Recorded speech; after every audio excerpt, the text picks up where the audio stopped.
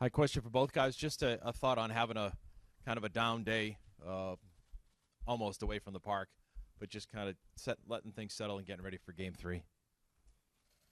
Uh, Hi to everyone. I mean, it's a good off day. Tough loss yesterday. It's a good day to relax and worry about tomorrow. We have an important game tomorrow. Trying to go up 2-1. Yeah, it's definitely nice to kind of lay low today. A bunch of guys getting to work in at the field, getting ready to kind of regroup, get out there, and get a win tomorrow. Pete in the second row on your right, guys. Excellent, I guess, for Matt, too.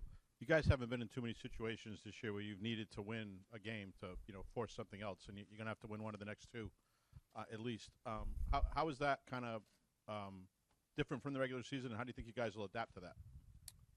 I mean, the only aspect I think that's pretty much the same as in the regular season is that we go day by day. So we just really focus on tomorrow, on winning tomorrow. I think we've had a lot of success during the season on winning the game on that specific day and not worrying ahead. So I think we'll just go out and take the same approach. We know how important it is to win tomorrow, and we're looking forward to that. Yeah, I agree. I think we expect to win every day we come to the ballpark. Yeah, yesterday was a tough loss, but we expect to go out there and win tomorrow and win the next day. And I think that's one of the reasons why we were so good during the regular season is that we don't get kind of caught up in anything other than the next game and worrying about that game and doing everything we can to win that one. Ron? Fenway and here are both notoriously difficult places for opposing players to come in. How are they similar and how are they different? Yeah, I think you're talking about two places where their home fans are incredibly loyal to their team. They make it difficult for opposing teams to play. We've played quite a few games here over the last few years with this group of guys. By no means is it going to be easy to win ball games here, but we have the absolute confidence that we can do that. If we can go out and control everything we can and play the way that we know we're capable of, I think everybody in that locker room is confident that we're going to win. You're talking about two places that are historic franchises where the fans are definitely rowdy for their home team and against the visiting team.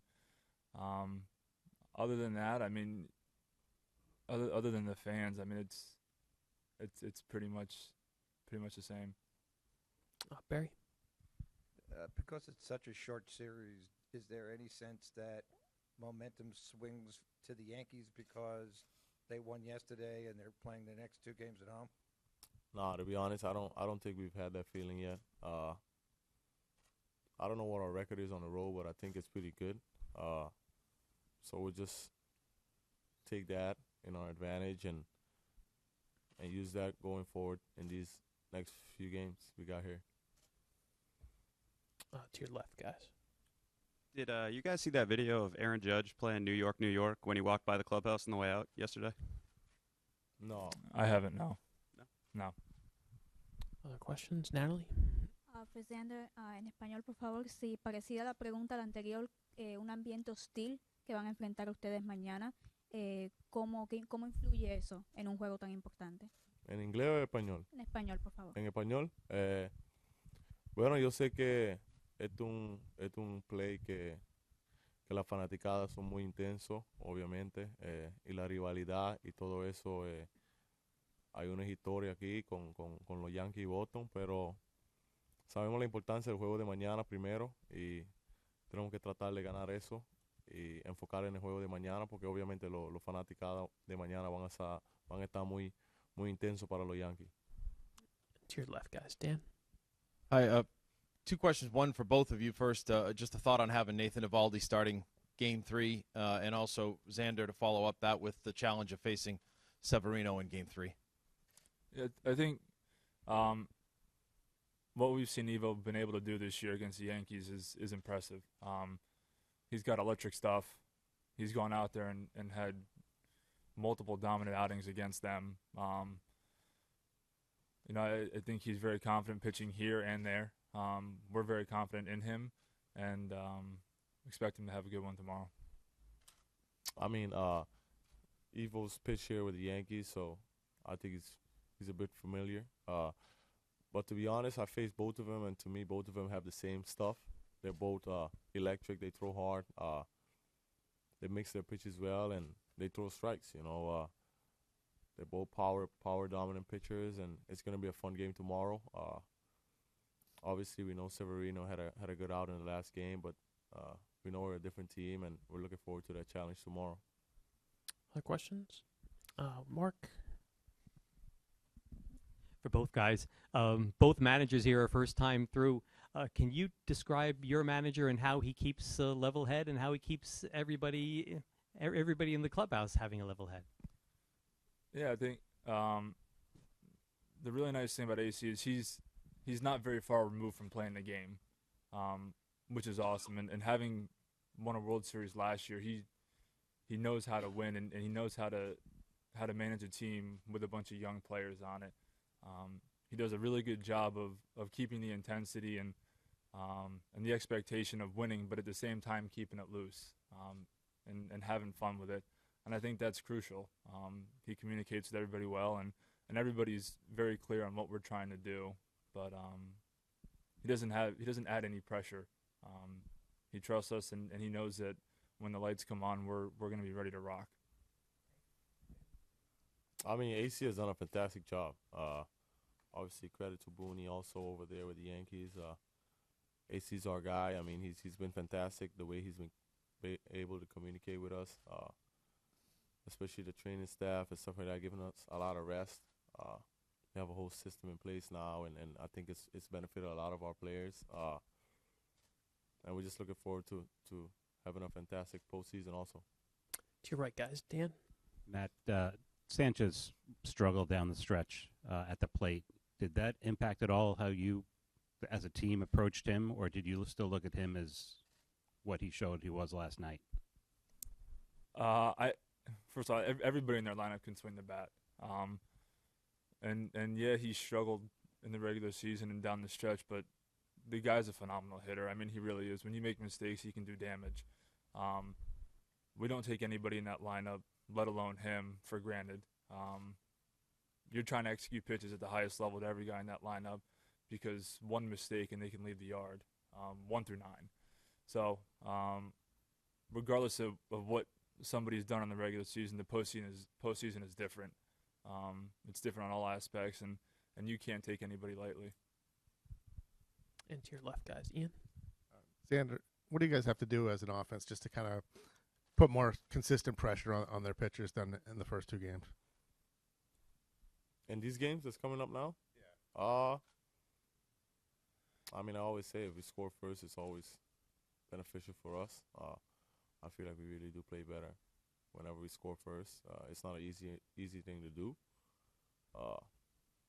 But obviously the postseason is good pitching means good pitching, and timely hits, all of that is important. But if we can try to find a way and score first and keep our same approach that we've had the whole season, I think we should be fine.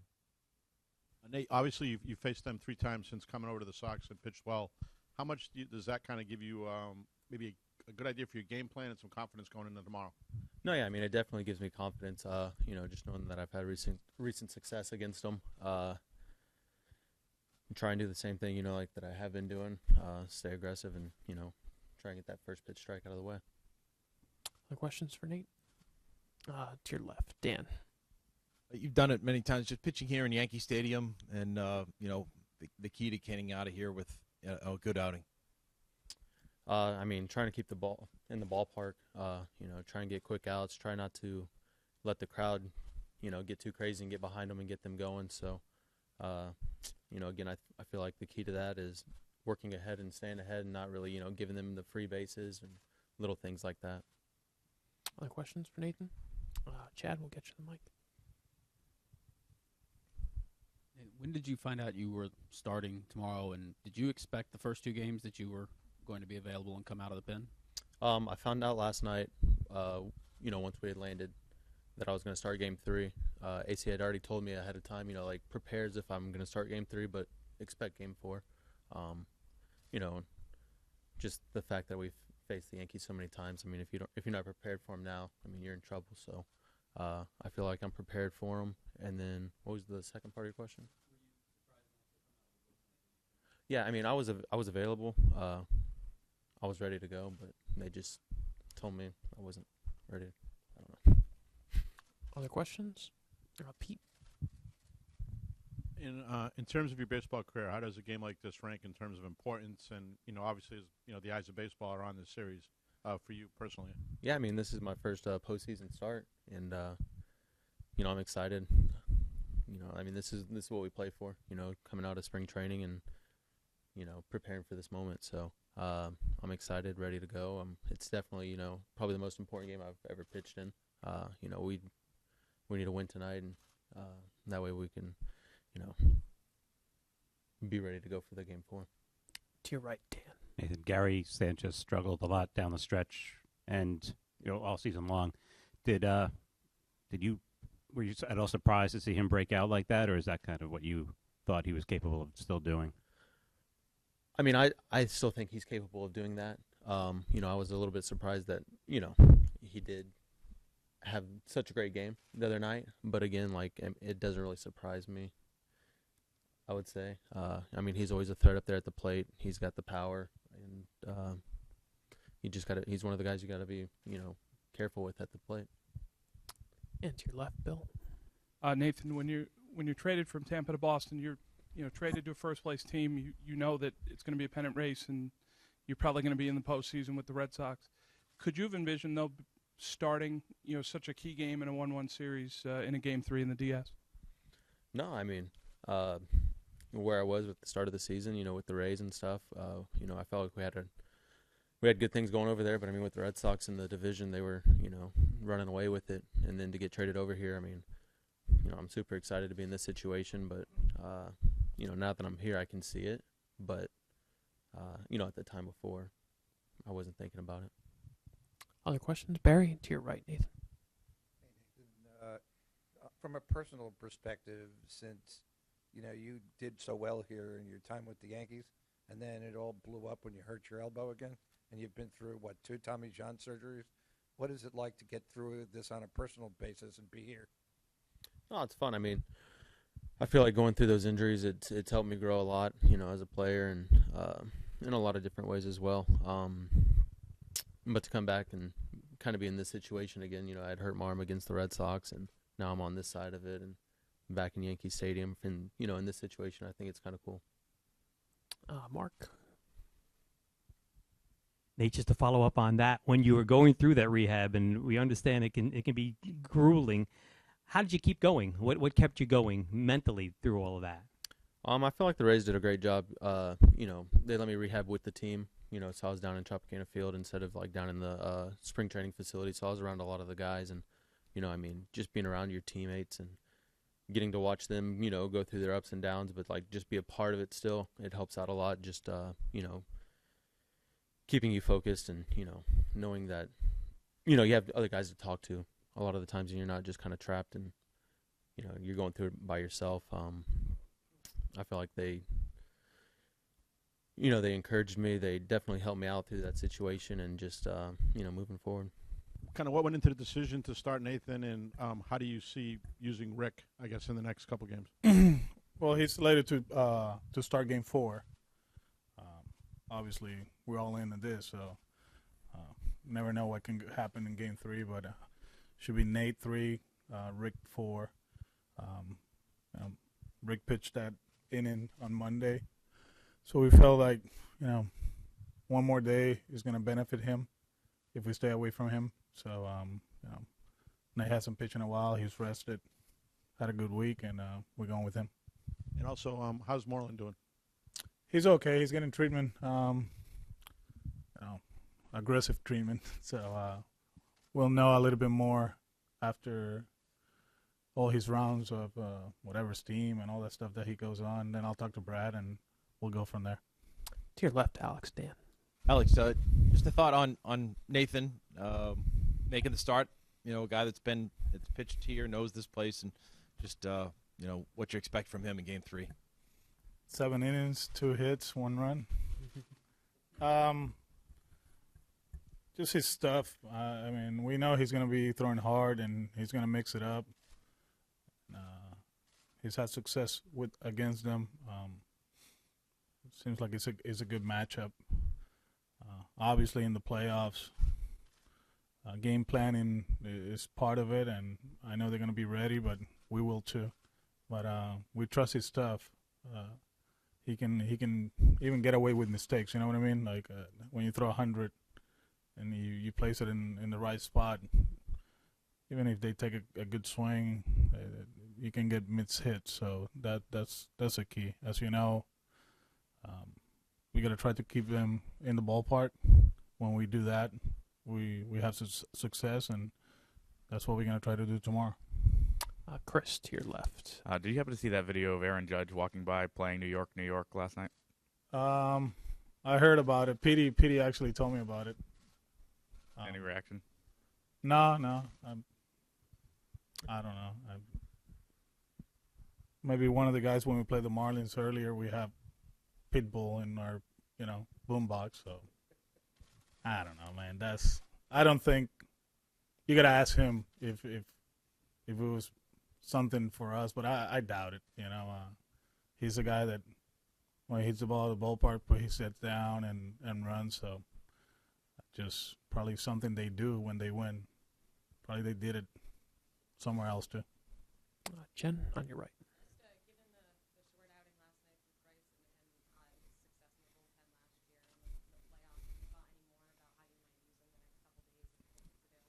I mean, I got to talk to him. He's not here today, but we'll talk. And obviously, we need outs. And actually, we're just talking about him, me and Dana, a few things that we noticed, actually the last few weeks, that he's not doing the way he did in those 11 outings or whatever it was. So at least we recognize something. We'll talk about it, and physically he's fine, and we know where we're going. So most likely we'll use him, in some spot. Yeah. And to your right, Anthony. Alex, with the options that you have at some of your infield spots, how much do you consider potentially changing up your lineup versus staying in the course? Yeah, I know that was coming. That question was coming, and I'll go to experience from the World Series last year. That's something I learned. Be patient. It's such a small series that people get caught up on the whole small sample sizes. I always said that the difference between a 300 hitter in the postseason, and a 200 hitter is 2 for 10 and 3 for 10 is one swing. So we go with the quality of the at bats. We know we have to swing the bat better. I think yesterday we were too aggressive outside the zone, and we don't do that often. Credit to Tanaka, but we'll see. We'll think about it tonight. We'll talk as a staff, and we'll go from there. Barry. Hey, Alex, how are you? Good. How are you? Good. On that point, because of the small short series, is there a sense that momentum swings either way, and it's swinging towards the Yankees a little with the next 2 games at home, or is each game still a self-contained unit? No, it's each day. If that was the case, then last night they would have come out flat and not play the way they did. Good off day today. Show up tomorrow. And play the way we always do, but I think in the playoffs it's day by day. It has to do a lot with the guy on the mound who starts off the game. We've seen it the 2 games of the series. David and Hap struggle, and Tanaka and Sale did an outstanding job, and you see the results. Pete, on your right. You guys have been in first place, I think, since July 2nd. Does the next 2 days, knowing you need to win at least one of them to get back home, is it adversity? Is it pressure? Is it something you guys, you haven't really had a game where a series where you've needed to win for a while now? Well, coming into the playoff, we knew we had to win series. So, I think we did an outstanding job throughout the season, just staying in the moment. I think at one point in the season we were 2 games back. I think it was in Minnesota. So nothing changes, like today, regular off day. Some guys showed up. They took some hacks, or they got treatment, and have good dinner in New York City, and then come tomorrow and play the way we can play. I just wanted to clarify with Moreland, is there a decision to make whether he can be on the roster, or do you expect him to stay on the team? I expect him to stay on the roster, yeah. Left, Mark. Alex, to follow up what you were saying before about the things you learned last year, how much better equipped are you having been through the World Series last year than you might not have been? I said that without that year coaching, no way I felt this comfortable this year. It was such a great learning experience from spring training all the way to LA. It was constant learning, and they're a great organization, and Jeff and Mr. Crane and AJ, they do an outstanding job throughout the season, and I learned a lot from them. On your left, Steve. Alex, is Judge becoming the type of threat that you would just soon stay away from, assuming nobody's on base? You got to be careful too. You create traffic to those guys behind him, and you can pay the price. We just have to make better pitches, I think. Yesterday he hit the ball out of the ballpark, but we've seen also. Not necessarily comparing him to Big Papi, but if the Yankees made maybe one mistake during that era, they always seemed to pitch to him and always got burned. Right, to who? To Big Papi. Oh, to David. Yeah, but one thing for sure, they like Gary yesterday. He's a dangerous hitter, regardless of the numbers. Actually, the numbers don't matter now. It's just the quality of bats, and you see it. And you got Giancarlo, and from top to bottom, they're tough. So you have to be careful, obviously. One thing for sure, like I said, there's red and blue, and when you pitch to blue, there's no damage. You might give up a single, but when you go to strength and we misfire, the ball is going to go out of the ballpark. So regardless of the situation, if we're pitching around him or even with nobody on and we have the lead, we still have to be careful. The three, does Judge concern you the most? Judge, Sanchez, and John Cole? They all concern me. I do believe that Gary, he's a good hitter. I saw him last year in the playoffs, and he's a tough out. And yesterday he put some good swings on it and hit the ball out of the ballpark. They're all good. And you make a mistake on them, and the thing is that it's not going to be a single. They hit the ball out of the ballpark, so they're all good. In the right center aisle here. Not in the fifth. 2 runs where we were in the lineup. Jackie swinging the bat well. Mookie's coming up. So, and then you had those 2 lefties in the bullpen. You got Pierce, and we felt that probably we could use somebody else, for Betances probably later on, or Robertson. And I didn't feel that burning a pinch hitter in the 5th made sense for us. We're a bloop and a blast from tying the game.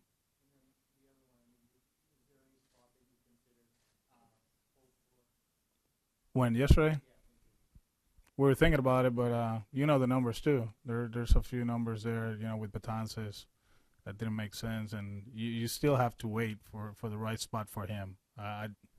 Just leading off an inning down 4, it doesn't make sense for us, and we got our spots that we feel that we can use them. Take a few last ones, Ian. Your front three guys have obviously worked with Sandy, primarily this season a lot. Do you think it's more likely that Christian will get a start with Nathan pitching? We'll talk about it tonight, and we'll see. We gotta score runs too, and that's something that we've been talking for a while. But it's not on Sandy only. Everybody has to get going. So we'll talk about it today, and we'll make a decision. And just with Price, for clarity's sake, would he be available tomorrow, or is it more likely for game 4? No, we'll talk. We'll talk to him. Actually, call him tonight, see how he feels, and if it's tomorrow, it's tomorrow. If it's game 4, it's game 4. And to your right, take 2 last ones. Alex, you spoke about the importance of staying contained within the strike zone. How difficult is it to do that when Sevy starts pitching backwards, leaning on that slider? He's very difficult. He's a good pitcher, and you saw it against the A's. He was a different pitcher after the first inning, and he started using his slider and changeup a little more. But we see him a lot. He knows us. We know him. He has some quality starts, not others, I guess. But he's good, man. His velocity's up a little bit again. His changeup is playing better lately. So he's a tough one. And we just got to be ready. Stay in the zone, look for a pitch up in the zone, and do damage with it. And to your left, Alex, Dan. Alex, just a thought on last night and David Price. There were such high expectations, and Boston for him going in. Just where you're at as a team, the disappointment that he had. Others have had, Randy Johnson was 2-7 his first 9 and then took off. But just kind of the hype up with David to be one of those aces, and he fell short. And just kind of where you're at with the team as far as the city and expectations coming into Game 3 and the rest of the series. I don't know about the city. I know about the clubhouse, and he's the first one to admit, he's disappointed. One thing I loved, it was the fact that he came out to the dugout. Regardless of the result, he was there for his teammates, and I didn't get caught up in the whole thing. I know we need him to win a World Series. He needs to pitch better, and he knows it. But at the same time, I was managing the game, and I look up. It's the 6th inning, and it's 3-1. So regardless of how we got the outs, we were in a spot to win the game. And I know he'll be better. I know he's going to contribute, and we just whenever we call his name, he has to be ready for it and perform. I'll take the last one from Evan in the back. With Erod last night, was that acceptable when he didn't cover first? I just talked to him, and I actually told him that, just be accountable. That's it. I guess he told you guys his slip or something like that, and I'm like, hey man, if you didn't break right away, just be accountable. That's what we ask, and he's like, yeah, my fault. I just didn't break. That's it. Like, hey, I get it, next time, just bust your ass to first base. That's what you got to do. The thing is that and I look at the play, it's not guaranteed that he's going to be out, but we probably have a chance, And where we at right now at this stage, we can't take plays off, And we didn't do that the whole season. It just happened yesterday. But I talked to him, and we're on the same page, and hopefully the next ground ball to first, he goes to first, and we get him. When you're putting this lineup together, how much would you say you're prioritizing defense over offense? Or well, the fact yesterday, we talk about defense at third base, but also at the same time with Tanaka, the splits weren't that, actually righties are better than lefties against him, and it was one of those that we felt that we were good with that lineup yesterday. Tomorrow is Severino. We'll take a look at the numbers, and we go from there.